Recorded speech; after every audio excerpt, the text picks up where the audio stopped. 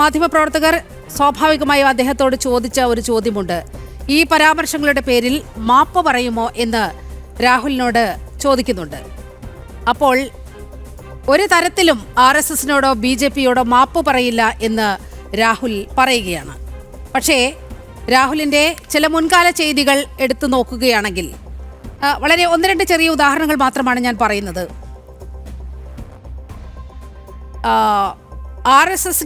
RSSനെതിരെ ഉന്നയിച്ച ആരോപണങ്ങൾക്ക് അൺകണ്ടീഷണലായി മാപ്പ് പറയുന്ന രാഹുലിനെ നമ്മൾ കണ്ടിട്ടുണ്ട്. ചൗക്കിദാർ ചോർഹെ എന്ന് പറയുന്ന റഫേൽ വിവാദവുമായി ബന്ധപ്പെട്ടുള്ള പരാമർശങ്ങളിൽ സുപ്രീം കോടതിയിൽ നിരുപാധികം മാപ്പ് പറയുന്ന രാഹുലിനെ കണ്ടിട്ടുണ്ട്. ഏറ്റവും ഒടുവിൽ കാർത്തികേയ സിംഗ്, അതായത് ശിവരാജ് സിംഗ് ചൗഹാന്റെ മകൻ, ആ മകനെതിരായ അപകീർത്തി കേസിലും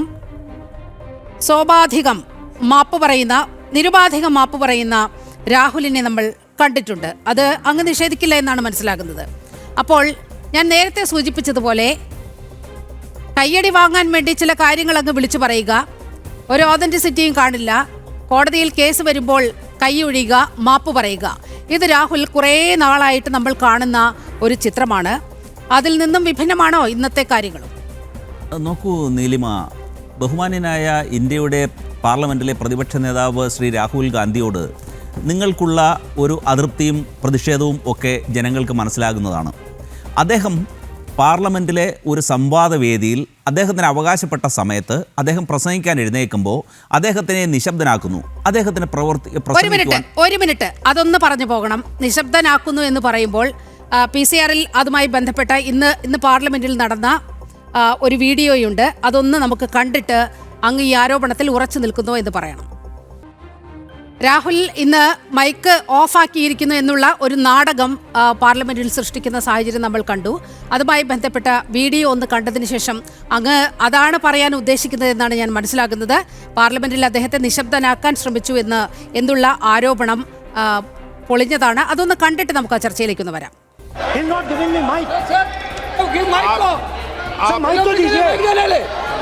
माइक दीजिए, लेकिन बोलेंगे आप। माइक नहीं है सर, माइक तो चालू है।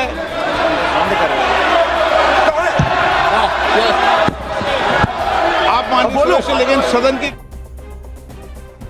PCR ആ ദൃശ്യങ്ങൾ ഒന്ന് കാണിച്ചുകൊണ്ടേയിരിക്കുക. ശ്രീ റജി, അങ്ങ് പറയാൻ വന്നത് ഇതാണെന്ന് ഞാൻ മനസ്സിലാക്കുന്നു. അങ്ങ് പറഞ്ഞതിന് ശേഷം അവിടെ എന്താണ് ഉണ്ടായതെന്ന് ഞാൻ പറഞ്ഞുതരാം. നോക്കൂ, ഇന്ന് നീലിമ ഇതിലെ അദ്ദേഹം അതായത് പാർലമെൻറ്റിലെ ഈ സഭാ സമ്മേളനം നടക്കുന്ന ഘട്ടത്തിൽ അത് അരമണിക്കൂർ നിർത്തിവെക്കുകയുണ്ടായി.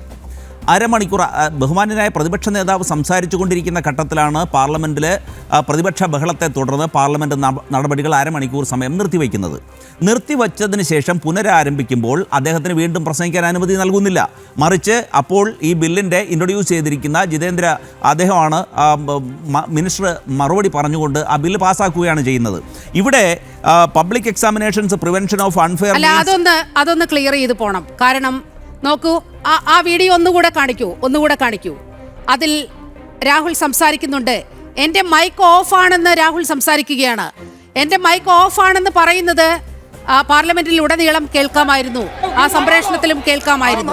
നോക്കൂ, അപ്പോൾ ലോക്സഭാ സ്പീക്കർ പറയുന്നുണ്ട് അങ്ങയുടെ മൈക്ക് ഓണാണ്, അങ്ങ് സംസാരിക്കുന്നത് ഞങ്ങൾ കേൾക്കുന്നുണ്ടല്ലോ എന്ന് പറയുകയാണ്. അപ്പോഴാണ് ആ കള്ളത്തരം മനസ്സിലാകുന്നത്. നോക്കൂ, രാഹുൽ ആ മൈക്കിന്റെ സ്വിച്ച് ഓഫ് ചെയ്യുന്നത് നമ്മൾ കണ്ടു. ആ ഓഫ് ചെയ്തിട്ട് ഇങ്ങനെ ഡ്രാമ കാണിക്കുന്നതിന്റെ കാര്യം എന്താണ്? വളരെ കൃത്യമായി ആ പ്രതിപക്ഷ നേതാവ് എണീക്കുമ്പോൾ മൈക്ക് ഓണാണ്, പക്ഷേ തന്നെ നിശബ്ദനാക്കാൻ നോക്കുന്നു എന്നുള്ളൊരു നാടകം കളിക്കുന്ന രാഹുലിനെയാണ് കണ്ടത്. ശ്രീ ബി റജി, നോക്കൂ നീലിമ, ആ അരമണിക്കൂർ പാർലമെൻറ്റിൻ്റെ നടപടികൾ നിർത്തിവയ്ക്കുന്നതിന് അതിനുശേഷം പുനരാരംഭിച്ചപ്പോൾ വീണ്ടും തുടർന്ന് സംസാരിക്കുവാൻ പ്രതിപക്ഷ നേതാവിനെ അനുവദിച്ചില്ല.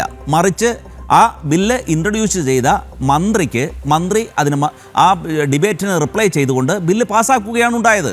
അപ്പോൾ അതിന് ശേഷമാണ് 6 മണിക്ക് രാഹുൽ ഗാന്ധി പത്രസമ്മേളനം പുറത്ത് നടത്തിക്കൊണ്ട് അദ്ദേഹത്തിന് ബാക്കി ശേഷിക്കുന്ന ഭാഗം പറഞ്ഞു തീർക്കുവാൻ അദ്ദേഹത്തിന് കഴിഞ്ഞതെന്നുള്ളത് നമ്മൾ മനസ്സിലാക്കണം. ഇവിടെ പാർലമെൻറ്റ് എന്നുള്ള ഒരു സംവാദ വേദിയിൽ ഇന്ത്യയിലെ പ്രതിപക്ഷ നേതാവിന് സംസാരിക്കാൻ തുടങ്ങുമ്പോൾ പ്രതിപക്ഷം ശക്തമായി ബഹളമുണ്ടാക്കുകയും അദ്ദേഹത്തിനെ സംസാരിക്കാൻ അനുവദിക്കാതിരിക്കുകയും ചെയ്യുന്നത് ജനാധിപത്യ മര്യാദകളുടെ ലംഘനമാണ്. പാർലമെൻറ്റിൽ കഴിഞ്ഞ 12 വർഷമായി നമ്മൾ കണ്ടിരിക്കുന്നത് എന്താണ്? BJP സർക്കാരിൻ്റെ അല്ലെങ്കിൽ NDA സർക്കാരിൻ്റെ ഭരണത്തിൽ പ്രതിപക്ഷത്തിന് അവർക്ക് അർഹിക്കുന്ന ഒരു പ്രാധാന്യം നൽകുന്നില്ല എന്നുള്ളതാണ്. നോക്കൂ, പാർലമെൻറ്റിൽ, ഇന്ത്യൻ പാർലമെൻറ്റിൽ ഒരു ഡെപ്യൂട്ടി സ്പീക്കറെ ഇതുവരെ നിയോഗിച്ചിട്ടുണ്ടോ? നിയോഗിക്കാൻ കഴിഞ്ഞിട്ടുണ്ടോ? 143 MPമാരെ സസ്പെൻഡ് ചെയ്തുകൊണ്ട് ഏറ്റവും പ്രധാനപ്പെട്ട നിയമസംഹിതകൾ ഉണ്ടാക്കിയ രാജ്യമാണ് നമ്മുടെ ഇന്ത്യ മഹാരാജ്യം. പ്രതിപക്ഷങ്ങളെ അല്ലെങ്കിൽ എതിർ ശബ്ദങ്ങളാണ് ഉയർന്നു വരുന്നതാണ് ഒരു ജനാധിപത്യ മര്യാദ.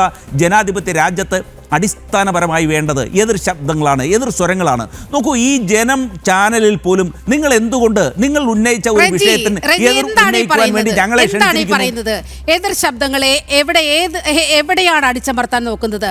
പാർലമെന്റിൽ രാഹുൽ സംസാരിക്കുന്നത് കണ്ടില്ലേ? അസത്യ പ്രസ്താവനയടക്കം നടത്തുകയാണ്. അൺപാർലമെന്ററി വേർഡ്സ് ഉപയോഗിച്ചുകൊണ്ട് ആ പാർലമെന്റ് സമ്മേളനത്തിൽ സംസാരിക്കുന്ന പ്രതിപക്ഷ നേതാവ്. ഇവിടെ എവിടെയാണ് ജനാധിപത്യം അല്ലെങ്കിൽ അഭിപ്രായം പറയാനുള്ള സ്വാതന്ത്ര്യം? ഇവിടെ എവിടെയാണ് അടിച്ചമർത്തുന്നത്? നോക്കൂ നീലിമ, പബ്ലിക് എക്സാമിനേഷൻസ് അമെൻമെൻറ്റ് ബിൽ ഇന്ന് ലോക്സഭയിൽ എത്താനുള്ള സാഹചര്യം ഡൽഹിയിലെ വിദ്യാർത്ഥികൾ നടത്തിയ സമരത്തെ പിന്തുടർന്നാണ്. ആ സമരത്തിൻ്റെ അടിസ്ഥാനത്തിൽ ഇന്ത്യയിലെ ബഹുമാന്യനായ പ്രധാനമന്ത്രി അർദ്ധരാത്രിയിൽ നടത്തിയ വീഡിയോ സന്ദേശത്തിലൂടെയാണ് ഞങ്ങൾ പുതിയ നിയമത്തിൽ അമെൻമെൻറ്റ് കൊണ്ടുവരാൻ പോകുന്നു എന്ന് പറയുന്നത്. ഇവിടെ നിയമത്തിൻ്റെ അഭാവമല്ല, അത് നടപ്പാക്കുന്ന ആ സ്ട്രക്ചറലായിട്ടുള്ള തടസ്സങ്ങളുടെ, അതിലെ ഇൻഹറൻ്റ് ആയിട്ടുള്ള പോരായ്മകളുടെ പരിണിത ഫലവും ഈ കുറ്റക്കാരെ സംരക്ഷിക്കുന്നതിനുമുള്ള നടപടികളുടെ ഭാഗമായിട്ടാണ് ഈ പ്രതിസന്ധി ഉണ്ടായത്. അപ്പോൾ അത്തരത്തിൽ വിദ്യാർത്ഥി പ്രക്ഷോഭത്തിൻ്റെ ഭാഗമായി ഡൽഹി തെരുവുകളിൽ വിദ്യാർത്ഥികൾ പ്രക്ഷോഭം നടത്തുമ്പോൾ അവരെ ക്രൂരമായി മർദ്ദിച്ചു, അവർക്കെതിരെ ഗണ്ണുകൾ ഉപയോഗിച്ചു, പെല്ലറ്റുകൾ ഉപയോഗിച്ചു. അത് സംബന്ധിച്ചുള്ള വിഷയങ്ങൾ ഇന്ത്യൻ പാർലമെൻറ്റിൽ ചർച്ച ചെയ്തില്ലെങ്കിൽ ലോകത്ത് എവിടെയാണ് ചർച്ച ചെയ്യുക?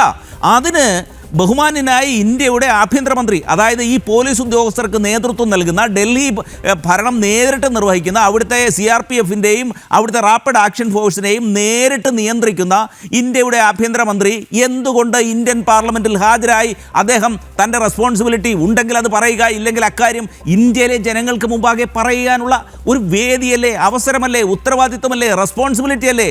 അതെന്തുകൊണ്ട് അദ്ദേഹം നിർവഹിക്കുന്നില്ല? അവിടെയാണ്, ആ പോയിൻ്റാണ് ഇവിടെ ചോദ്യം ചെയ്യപ്പെടുന്നത്. അവിടെ ബഹുമാന്യനായ ഇന്ത്യയിലെ പ്രതിപക്ഷ നേതാവിന്, അതായത് 13 കോടി ഇന്ത്യയിലെ ജനങ്ങൾ വോട്ട് ചെയ്തിട്ടാണ് അദ്ദേഹം ആ സ്ഥാനം അലങ്കരിക്കുന്നത്. അദ്ദേഹത്തിനെ അവിടെ പറയാൻ അനുവദിക്കുന്നില്ല. അദ്ദേഹത്തിന് പറയുമ്പോൾ ഭരണപക്ഷം ബഹളം സൃഷ്ടിക്കുന്നു. ശ്രീ റെജി, ഇതൊക്കെ പറയുമ്പോൾ അടിയന്തരാവസ്ഥ കാലത്ത് ഇവിടുത്തെ യുവാക്കൾക്കെതിരെ കൊടും പാതകങ്ങൾ ചെയ്ത ഒരു പാർട്ടിയാണ് നിങ്ങൾ. അതും ഇന്ദിരാഗാന്ധി എന്ന് പറയുന്ന ഏകാധിപതിയുടെ അവർക്ക് ഭരണം കിട്ടാൻ വേണ്ടി, ഭരണത്തിലേറാൻ വേണ്ടി നടത്തിയ കൊടും ക്രൂരതയുടെ കഥകളൊന്നും ഞാൻ പറയേണ്ടതില്ലല്ലോ, അല്ലേ?